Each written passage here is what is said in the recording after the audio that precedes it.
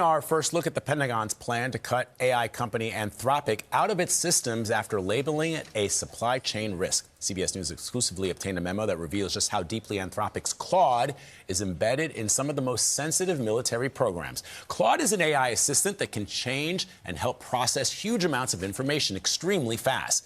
Ling Kent joins us now to break it all down. Ling, good morning.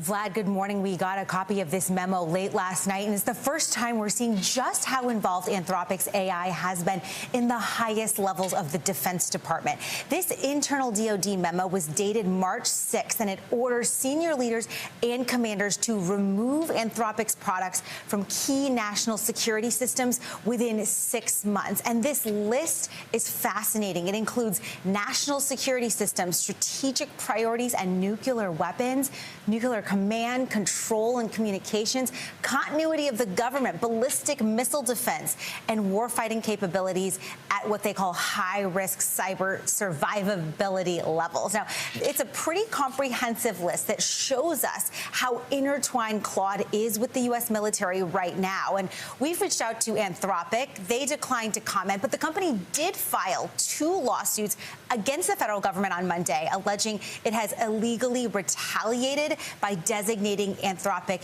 a, quote, supply chain risk. And that's the first time the U.S. government has ever used that designation against an American company.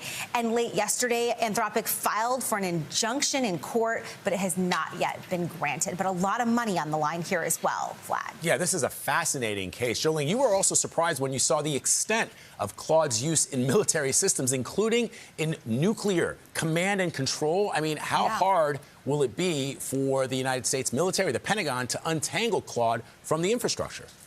This is a very important process and question, and a source directly familiar with Claude's military usage told us here at CBS News that the only thing that Claude is doing for the military is actually sifting through large amounts of data. We're talking about intelligence reports, synthesizing patterns, like summarizing findings and surfacing relevant information that is faster than what a human analyst could do, right? And despite the government-wide ban on Anthropic, sources familiar with the U.S. military's use of AI also confirmed that the Pentagon has continued to use the company's Claude AI model in this war in Iran. So now the question is, what will replace Claude? How long will it take? And when will it be fully integrated as more military leaders are relying on AI, just as so many of us do in our day-to-day lives? Yeah, incredibly fascinating when you consider nuclear command and control. Ling Kent for us. Thank you very much, Ling, as always.